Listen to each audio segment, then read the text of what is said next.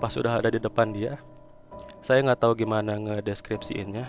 Dia tuh bentuknya kompak, kurang lebih tingginya 2 meter, nggak tembus pandang tapi saya bisa lihat gitu. Nah, yang bikin saya ngeri itu pas-pasan banget di depan dia, kayak seolah-olah dia tuh kayak senyum, kayak istilahnya kayak menyeringai gitu. Motor saya nabrak tebing Aduh. sebelah kiri. Nah, si tebingnya itu tanah merah. Saya ngelihat di pintu itu si pocongnya, tapi dia kayak ngebalik gitu. Jadi kayak dari atas ngelihat ke saya. Oke. Akhirnya saya ke Bandung, pulang lagi. Ternyata ikut lagi. Pangira wangiti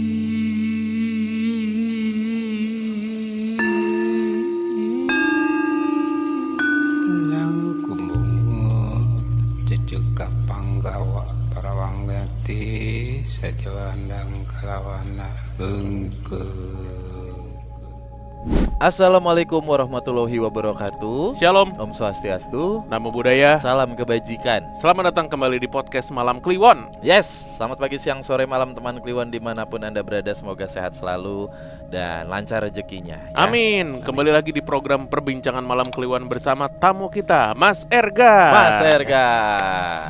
Mantap. Sampurasun. Sampai Nah, karena beliau orang Kalimantan. Buset. Bukan. Orang Cimahi. Cimahi. Bener Barusan ya? gue meeting sama orang Cimahi. masa. Iya. Iya, orang Cimahi kan ada di mana-mana. Waduh. Bener. Kan warung makan Cimahi banyak. Emang Enggak iya? ya, Padang. Mas Erga nih jauh-jauh dari Cimahi mau main ke PMK. Katanya beliau punya pengalaman waktu kuliah ya. Betul. Waktu kuliah punya pengalaman supranatural ketika nganterin pacar pulang ke rumahnya. Wah, saring juga Iya saya kan? mah. Bener nggak? Saya main ke rumah pacar. Main ke rumah pacar. Nggak kebetulan sih, sengaja. Oh iya, penuh dengan niat itu pasti. Mas, kalau main pacar ke mah. rumah pacar itu mah wangi. Ah, Pasti. Kalau mampir ke rumah pacar. Kalau mampir kan kesannya disempetin gitu ya. Nah, kalau ini kalau kan main ke rumah main. pacar. Main gitu. Ada emojinya tuh Mas di WhatsApp. Ada stikernya di WhatsApp. Main. Mana-mana kita. Oke, silakan Mas Ergan. Ini kejadian 2014 ya. Oh, Ya. oke. Ya, silakan. Sebelumnya terima kasih abang-abanganku Siap. Siap. sudah. Jangan usah abang-abangan, gak usah gitu. Kalau lu sebut abang-abangan, kita Abang-abangan. berkewajiban nonjokin orang kalau lu diapa-apain. Minimal kolekan. Kolega. Ini kejadiannya di akhir tahun 2014. Itu berlangsungnya ujian akhir semester. Kebetulan saya kuliah di Bandung Timur. Pukul 10.30 biasanya teman-teman saya langsung pada cabut pulang ke kampung halamannya masing-masing, dan apa daya si kosan saya pada saat itu berantakan. Sisa semalam belajar Belajar. Ya belajar macam-macam. kan UAS. Iya, belajar ternak cupang juga bisa. Setelah selesai beberes itu pukul 13.00, saya dapat notif dari pacar untuk ajakan datang ke rumah dia di kota Sumedang. Saya pun langsung mengiyakan dengan semangat. Setelah sholat zuhur langsung OTW biasa, jalur normal via Cibiru ke Jatinangor ke Cadas Pangeran. Lalu sampailah saya di kota Sumedang pukul 15.00. Seperti pacaran template pada umumnya, biasa menghabiskan waktu ke alun-alun kota Sumedang, berkeliling di kota Sumedang. Akhirnya sampai lupa waktu pulang ke rumah pacar itu sebelum maghrib, persiapan untuk pulang ke kota Subang. Pukul 18.00 biasa saya sholat dulu sampai semuanya beres. Pukul 19.00 saya siap-siap, lalu pamit dengan mertua. masih calon mertua waktu itu. Oh, sekarang istri berarti. Sekarang alhamdulillah udah jadi istri. Oke. 19.00 saya pamit. Padahal sih memang si mertua teh nawarin untuk nginep dulu. Tapi kayak nggak enak lah gitu. Saya akhirnya cabut aja. Dan beliau berpesan untuk hati-hati dan banyak berdoa. Di perjalanan ini saya jelasin dulu, dia treknya kurang lebih ada di 60 km ke arah Subang, dan dia didominasi oleh hutan gunung, perkebunan warga, persawahan, dan pemukiman warga. Sumedang Subang nih Mas berarti. Sumedang Subang. Oke. Di perjalanan ini biasa saya pulang ke Subang itu pada siang hari. Nah, ini kali pertama saya pulang ke Subang malam hari. Jadi saya belum tahu nih di jalanan kondisinya akan seperti apa. Nah, 10 km pertama itu biasa pemukiman warga, pemukiman. Ketemu dengan 10 km kedua, dia biasa saya jadi checkpoint di situ supaya ngentelin truk pengangkut air mineral di daerah Subang. Jadi biar nggak sendirian gitu si perjalanannya. Itu tuh kayak ngikutin gitu, nempel gitu ya Nempel, maksudnya. ya. Nah, di tempat itu checkpoint saya sebutnya, dia berupa bangunan kayak musola gitu, terus dekat dengan pos kamling warga. Kurang lebih itu di situ saya 19.30 nungguin agak lama sampai saya ditegur sama warga di situ. Ya, mau kemana katanya. Saya mau ke Subang. Aduh, nah kalau boleh mah mending jangan lewat situ.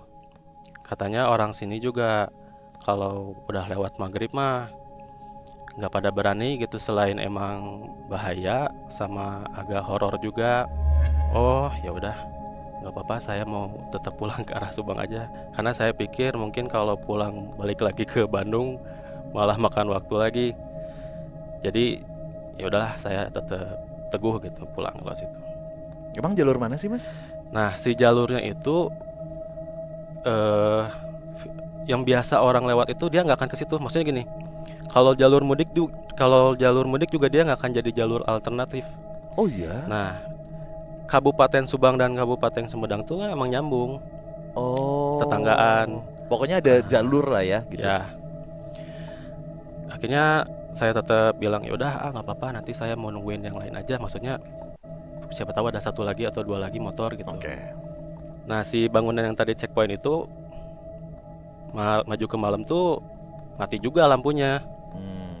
Nah, saya kan nggak nyaman ya, jadi udahlah gas aja gitu, nggak usah nungguin truk yang tadi.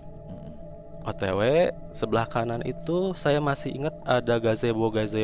Kalau siang hari suka ada pada yang nongkrong di situ, lesehan. Kelapa tuh biasanya. Ya. Nah, berangkat lagi, maju ke depan, udah masuk tuh ke area hutan gunung. Di hutan gunung ini yang menurut saya emang agak ekstrim sih kalau pada malam hari. Sebagian dari sebelah kiri itu adalah tebing, sebelah kanan itu langsung ke jurang. Maju lagi ke depan, yang gak saya duga-duga, ternyata motor saya itu si montir sebelumnya yang pasang lampunya itu nyorot ke atas. Jadi emang nggak bener pasang lampunya. Jadi saya bawa motor tuh nggak karuan gitu, ke depan nggak kelihatan, ke atas ngeliat sesuatu. Nah, saya ngakalinya pakai lampu sen, dinyalain lah lampu sen sambil jalan, sambil gelap tuh masih kedengeran suara-suara binatang malam. Di depan saya ngelihat ada anak kecil searah dengan jalan saya. Dia jadi kayak ngebelakangin saya lagi jalan. Pas saya deketin 3 meter sebelum ketemu anak kecil itu, ternyata gelagatnya beda nih. Jalannya agak-agak pincang sedikit. Pas kesorot sama lampu sen saya lihat ternyata si anak kecil itu wajahnya tuh wajah kakek-kakek. Jadi Ya. gak gimana ya nggak deskripsinya. Bukan anak kecil berarti, Mm-mm. kayak orang cebol. Nanti saya kasih unjuk, mungkin beliau. Oke. Nah, panik ya. Panik banget. Saya grogi. Akhirnya bawa motor tuh nggak karuan. Oke. Karena di situ si lintasannya tuh berkelok. Akhirnya apa yang saya takutin itu kejadian. Motor saya nabrak tebing Aduh. sebelah kiri. Nah, si tebingnya itu tanah merah. Oh. Nabrak. Saya turun dari motor, lihat ke belakang, aman sih, nggak ada. Soalnya tadi pas saya agak maju sedikit, kayak dia tuh kayak gelagatnya kayak ngejar saya. Ya Allah. Motornya pas saya cek ternyata nyangkut. Nancep ya. Nancep. Karena merah ya, Mm-mm, tanah merah. tanah merah. Itu saya agak lama tuh bersusah payah nyabut si motornya itu. Pas saya cabut, seneng, alhamdulillah bisa aman itu. Bawa lagi ke trek, saya selah motornya mati. Entah kenapa saya teh udah ngecek dari karbu segala macem otomotif itu nggak nyala-nyala, di starter, di selah. Lama dong tuh ngecek begitu tuh. Di tengah riuk binatang malam gitu ya. Akhirnya mau nggak mau ya udahlah saya dorong, udah agak landai gitu si jalannya itu. Jadi agak mudun, saya sambil naikin di atas motor sambil tetap di selah, di starter. Keadaan kayak gitu berlangsung kurang lebih 5-10 menit lah. Alhamdulillah masih turun, masih landai. Cuman ketemu juga nih sama trek yang agak datar. Oh, datar. Mau nggak mau saya harus turun kan ya. Turun, saya sambil dorong. Itu masih tuh saya coba starter masih nggak nyala juga. Akhirnya ya mau nggak mau dorong lagi. Nah, si trek ini di depan itu dia itu kayak berkelok letter S, panjangnya kurang lebih 100 meteran. Kalau siang tuh saya familiar, di sebelah kanan itu ada pembatas desa berupa pilar. Cuman si pilarnya itu dia agak menyerupai kayak pocong. Ya tugu gitu tinggi. Tugu Ya. pembatas desa, ada kepalanya. Kebayang. Nah, warnanya putih. Kalau siang saya familiar karena pernah ngelihat itu. Pas lagi saya dorong, saya bisa lihat dari jauh, kok tugu itu nggak ada. Maju lagi, dorong lagi, kok jadi pindah ke kiri gitu. Si tugu ini kayaknya nggak, bukan saya yang jadi berhalusinasi gitu ya. Saya dorong lagi motor 10 meter mau ngedeketin ini barang, saya baru ngeh ternyata itu bukan tugu yang biasa saya jumpain. Ternyata itu pocong gitu. Nah, saya tuh nyebrang karena nggak mau sebelahan dengan ketemu pas jarak deket sama dia gitu. Deketin udah jarak 5 meter. Kayaknya iya ini mah pocong gitu ya. Saya udah ada di posisi seberang, majuin lagi karena itu jalan depan, jalan belakang tuh nggak ada siapa-siapa, udah kosong banget. Jadi saya ambil sebelah kanan aja. Nah, di sebelah kanan ternyata letter S di depan lagi pindah ke kanan. Tugunya pindah. Makhluknya. Pindah. Karena udah terlanjur, udah deket banget, saya nyebrang lagi buat apa juga gitu ya. Saya udah hirauin itu, udah segala dibenturin sama logika, udahlah ini bukan tugu kata saya. Mau nggak mau saya tetap ada di posisi tengah, nggak di kiri nggak di kanan. 10 meter saya udah tahu ini mah udahlah pocong ini mah. 5 meter deket, iya ini mah pocong. Pas udah ada di depan dia, saya nggak tahu gimana ngedeskripsiinnya. Dia tuh bentuknya kompak, kurang lebih tingginya 2 meter, nggak tembus pandang tapi saya bisa lihat gitu.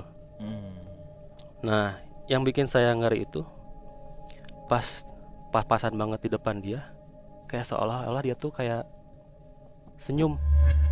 kayak istilahnya mah kayak menyeringai gitu. Hmm. Tapi saya nggak tahu gimana cara ngedeskripsinya, kayak wajahnya udah gelap, udah nggak kelihatan. Tapi saya tahu gitu dia lagi senyum gitu. Maju lagi, lewatin itu, ketemu jalan lagi agak mundun, ada agak mudun. Alhamdulillah, motor nyala. Hmm. Nah, yang saya tahu ya udah mungkin bagian apes gitu ya saya teh ketemu sama itu. Pulang ke arah Subang, sisanya sih aman perjalanan dari perbatasan Subang sama Sumedang itu. Nyampe ke kota Subang karena udah capek, udah ngedorong lama. Nah, saya ceritanya lagi dari awal si rumahnya itu. Jadi rumah ini rumah nenek yang udah nggak ditinggalin. Jadi nenek saya itu udah tinggal di tempat lain yang bareng sama saudara-saudaranya. Nah, saya ngisi ke rumah ini. Pulang tidur udah aman, nggak ada apa-apa. Besoknya seharian saya nggak kemana-mana, masuk lagi ke malam. Nah, malam ini nih yang agak-agak horor. Jadi ceritanya si rumah ini tuh kamar mandinya terpisah. Si kamar mandinya terpisah. Kalau mau pup dan lain-lain ke kamar mandi, kita harus keluar dulu bangunan rumah. Nah, si kamar mandi ini bukan lagi semi permanen, jadi dia tuh ditutupin sama pohon bambu. Jadi si dindingnya tuh terbuat dari pohon bambu. Nah, dan nggak ada atapnya. Kayak jamban kali.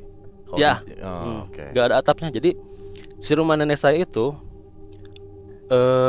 rimbunnya pohon bambu. Dia saking ke atasnya tuh saking tingginya ketemu lagi tuh si pohon bambu satu sama lain. Siang Nutup gelap. Kalau siang tuh udah gelap banget itu. Apalagi pas malam. Nah, saya tuh nggak tahu kapan saya kerasa mulesnya. Ingatnya itu waktu makan seblak di Sumedang. Tiba-tiba malam besoknya mules banget. Mau nggak mau itu mah saya malam harus ke toilet. Di toilet tuh wah udah nggak enak hawanya karena nggak pernah saya pup di situ malam-malam gitu. Nggak berani. Nah, si pintunya aja pintu yang diangkat gitu, bukan pintu yang buka tutup gitu.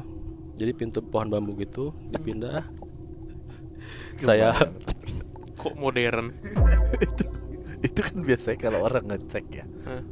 Ada orang kan diangkat. Diangkat. sensor Orang nggak pintu Langham. Nah, biasa gitu ya saya pindahin pintunya gitu, ditempel pakai ember gitu biar nggak jatuh. Komuteristik. Nah, Langham Jakarta.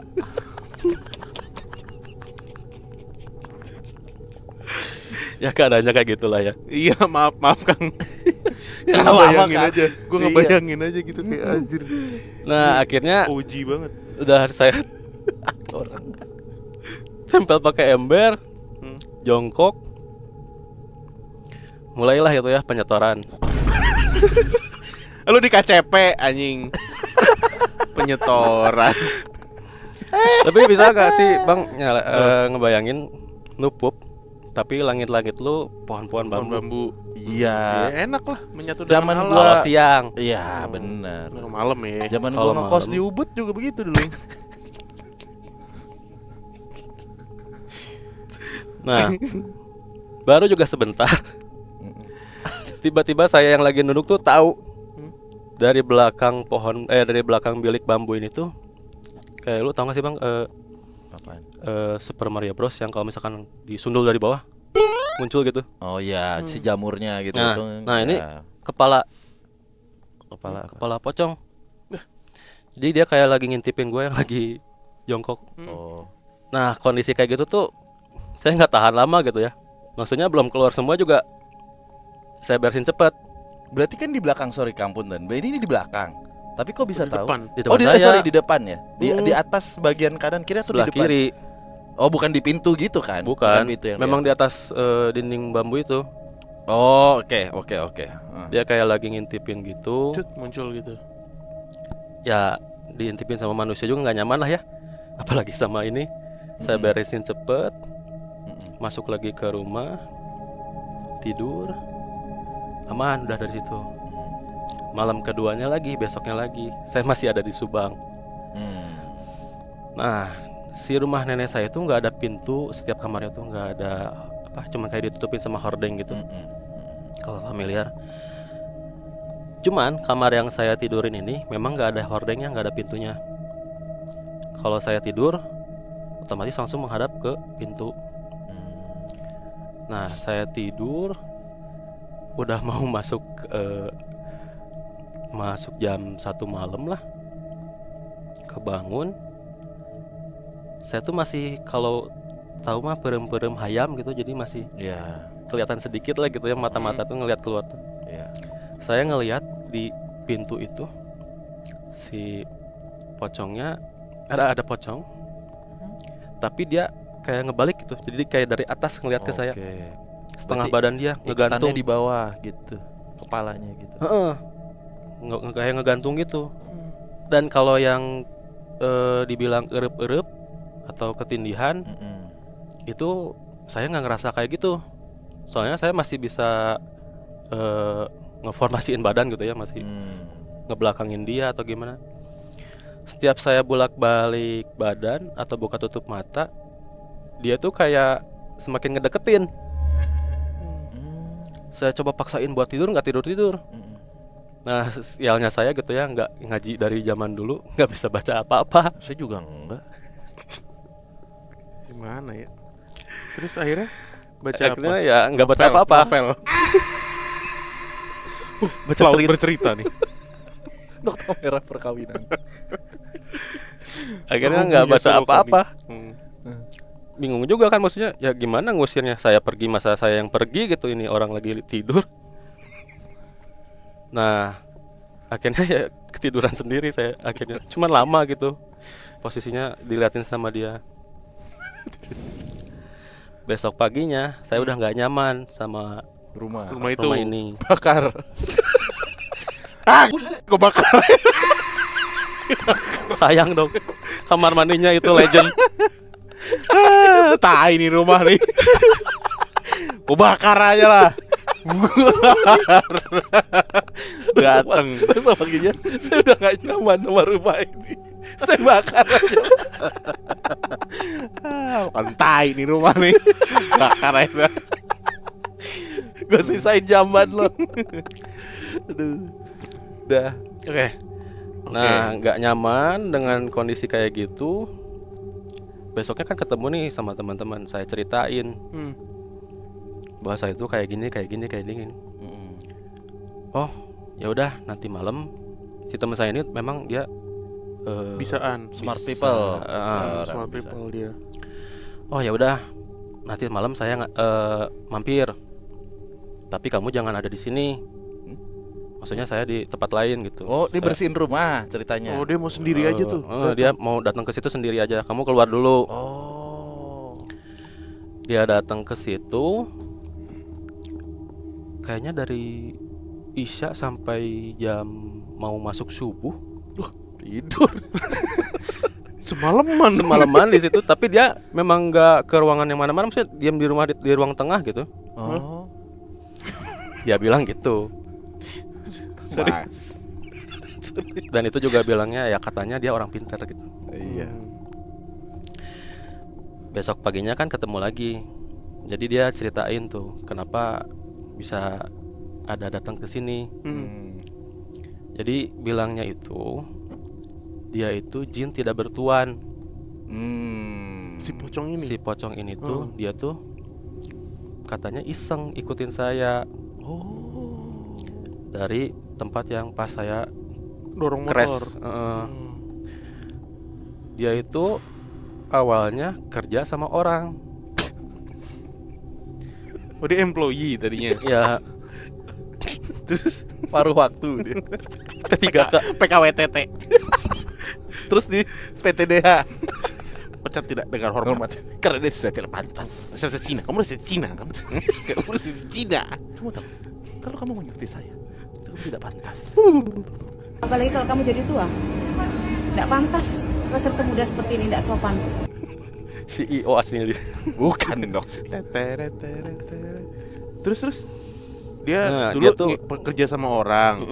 Terus dia bilangnya kalah sama, jadi si bosnya itu AI. kalah sama Cloud Cowork. kalah saing sama jin yang lain. Ada ya. Ada. Oh, jadi ada jin yang lebih canggih, yang lebih melek modern. teknologi. Yang S2, S3. Kayak Terminator berarti. Oh iya bener. Iya kan? Bener. Mau dimusnahin tuh si Terminator yang pertama. Iya Terus. bener. Nah, ya Ini menurut penuturan temen lu yang ya, pinter tadi. Ya. Nah, yang diem aja di ruang tengah Ruang itu. tengah. ya. itu. Terus Ya akhirnya dia dengan segala komat kamitnya nyuruh si jin itu pergi. Nah, pengakuan dari si jinnya itu memang dia itu ingin ikut dengan saya, karena iseng aja katanya. Si Oh karena pocong nggak ada itu. tuannya. Ya. Le. Mungkin saya menarik gitu ya pas lagi Ya udah. menarik motor.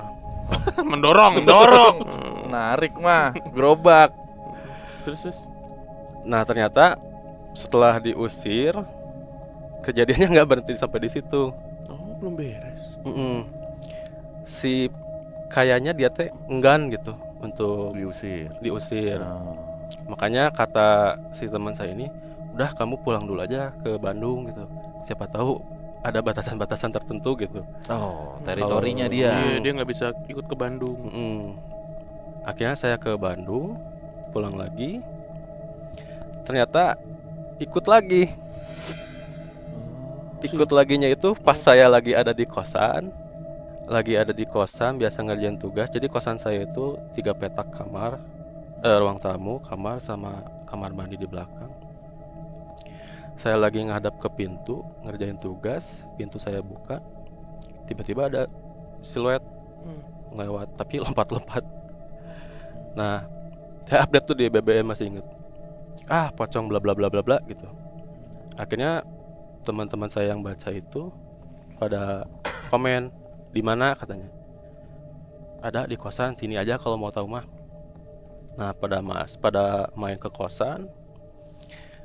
Terus mereka kayak mana gitu katanya ada. Saya bilang tunggu aja diam di ruang tamu. Nah, ekspektasi saya itu kirain bakal muncul di depan lagi. Nah, ternyata ada yang lain.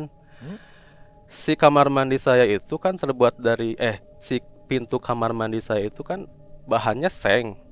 Pintunya itu udah bukan bambu lagi. Nah, pas lagi saya nggak ada obrolan apa-apa, pada lagi silent. Yang tadinya saya udah ngefokusin mata ke depan buat lihat sesuatu, si pintu seng itu kayak ada yang ngebuka tutupin. Dar. Lah, saya pikir kok kenapa jadi ke dalam gitu. Saya ke belakang lah. Kata teman, coba tutup ventilasi udara. Akhirnya ditutup. Ke depan lagi, kita ngobrol lagi, malah ngomongin horor gitu ya. Tiba-tiba pintunya nutup lagi, dar. Terus di sepanjang koridor saya kosan itu kayak ada yang ngelangkah, dek, dek, dek. Itu bukan saya aja, ada 6 orang yang dengar itu. Suara nih. Kayak familiar lagi nih suaranya, maksudnya kayak udah tahu gitu.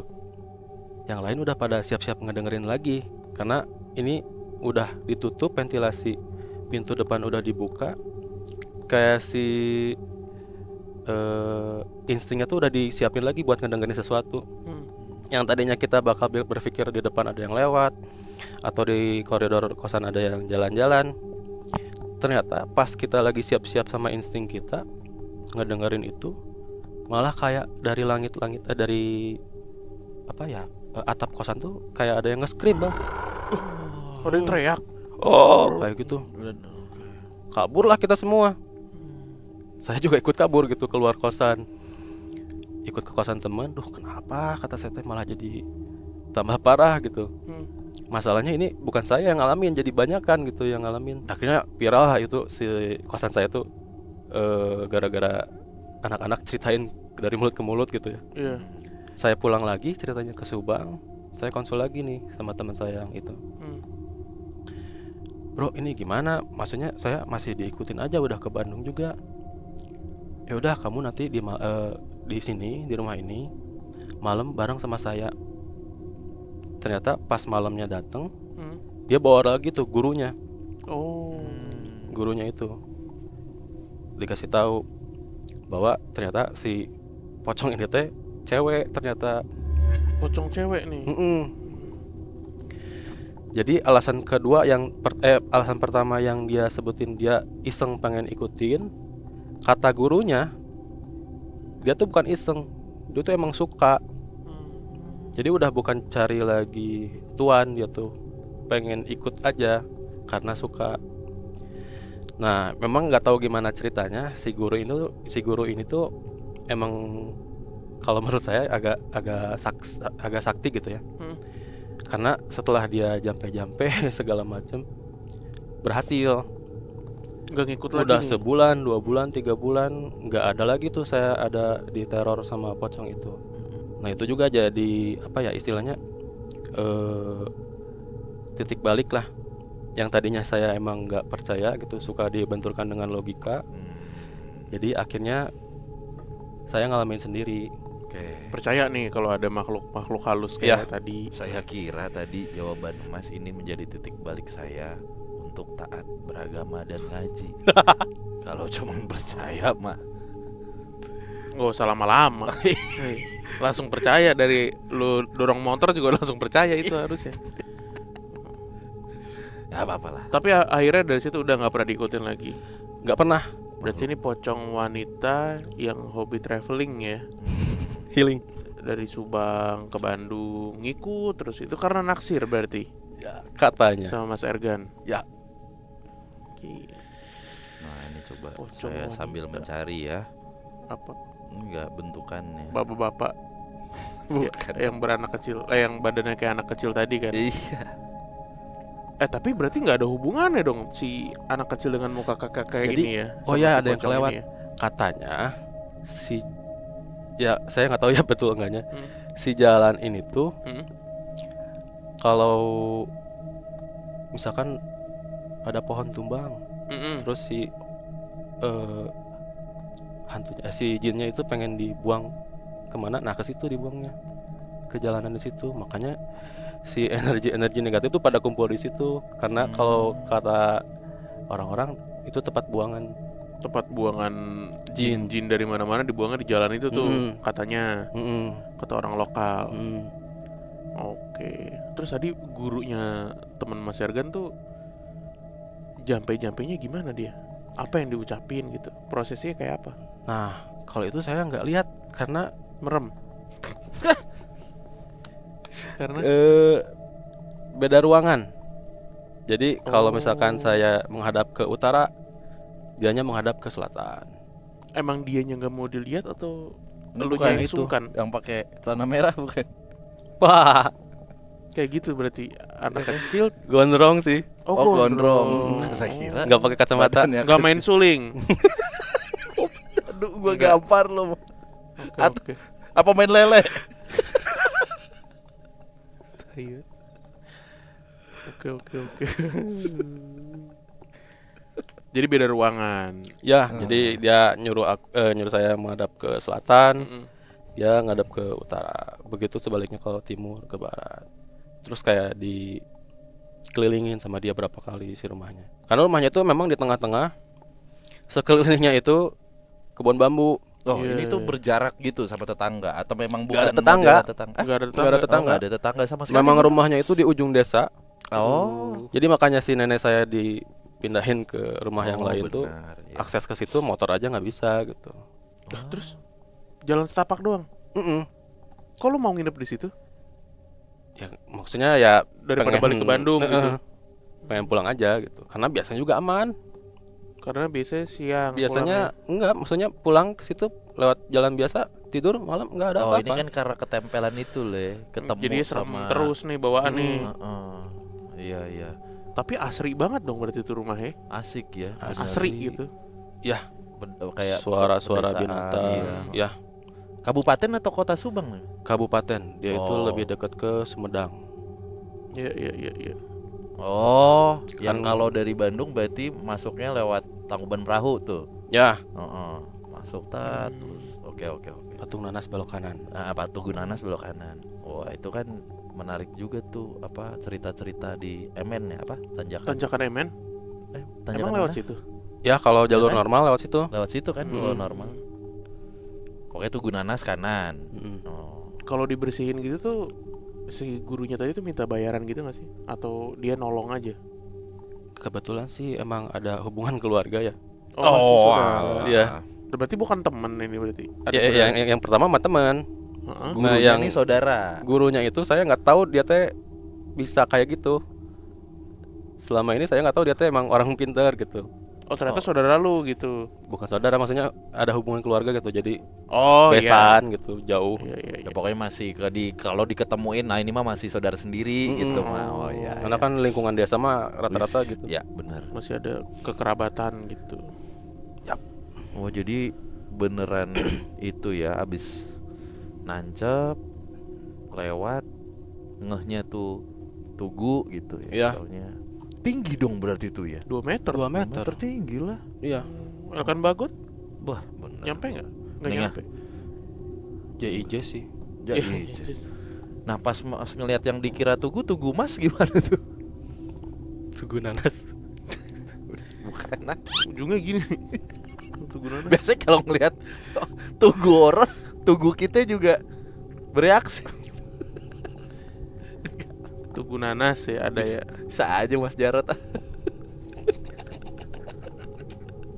Berarti sampai sekarang sudah aman tapi lebih sensitif aja. Ya. Ditambah kan kerja di rumah sakit Lah, Ya, masih di rumah sakit ya? ya, Oh, di bagian Bandung. apa? di bagian radiologi di Cimahi. Oh, di Cimahi. Bagian radiologi atau tukang rongsen Iya. biasanya ya. Iya. Radiologi. Ah. Pernah nggak ngelihat ada ronsenan apa gitu yang aneh? Yang aneh. Ilmu-ilmu susuk Wah, gitu. banyak. Bener tuh berarti ya? Ya, Mendingan makanya kita cerita itu dari tadi. bikin lagi. Mendingan begitu. Menarik tuh. Tapi kalau susu kan ya gitu aja ceritanya. Iya bener, tapi kan maksudnya kan aneh-aneh gitu. Tadi. Apa yang paling aneh? Yang Paling pernah aneh? ditemuin? Jadi pernah ada pasien, biasanya kan kayak gitu mah usianya di atas 50, udah 150 nenek-nenek ya. udah nenek ya. 70 ke atas gitu ya. Nah, dia itu saya periksa CT scan. Kalau CT scan itu kan mencakup seluruh kepala, jadi sampai ke 3 dimensinya juga bisa kelihatan gitu. Si tulang tuh bisa saya utak-atik gimana pun itu. Nah, saya periksa si nenek ini tuh memang keadaannya udah agak mengkhawatirkan gitu ya. Jadi si keluarganya itu saya suruh masuk. Pak, ikut deh ke dalam, kata saya. Oh iya. Nah, saya terus ada yang perawatnya di ruang operator tuh, saya perawat sama si bapak itu, si keluarga pasien. Dia itu ngelihat, jadi si ruang radiologi itu kan luas ya. Betul. Ada kayak gangnya lah gitu, gang. Terus kanan kirinya tuh ruangan. Nah, si bapak ini tuh ngelihat ke gang itu. Kok banyak banget ya di sini? Aduh, banyak apa Pak, kata saya. Ya itu cina. Saya cuma ngeles aja, saya mah kalah sama ngantuk Pak, aman. Nah, beres pasien, saya olah lagi si datanya. Ternyata itu di jidat, di pipi, sampai di dagu itu banyak tuh logam-logam kelihatan. Susuk semua isinya. Iya. Semuka-muka tuh. Karena dia itu kan mungkin bahannya logam ya. Mm. Ada yang emas, ada yang besi. Mm.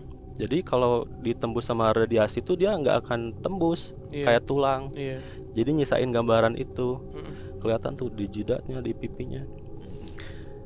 Dan setelah saya periksa pasien itu emang hawanya jadi nggak enak radiologi. Oh, dia Ditambah kan- bawa energi itu ya. Tambah kan emang saya jaga sendiri kalau malam di situ. Tahu nggak profesinya apa si pasien sebelumnya? Oh, nggak tahu. Nggak tahu ya. Oke. Karena biasanya ada kaitannya tuh sama profesinya. Oke, Mas Ergan, makasih banyak. Makasih ya, Sama-sama. Rizal. Udah mampir ke PMK. Semoga abis ini nggak ngeliat yang aneh-aneh lagi. Amin. Lancar Kalau mau- kerjaan iya. di rumah sakit. Wah, ini nih mantap. Siap. Terima kasih ya Mas Ergan. Oke. Buat teman Kliwon, jangan lupa untuk subscribe ya. Sampai ketemu lagi. Bye bye. Bye.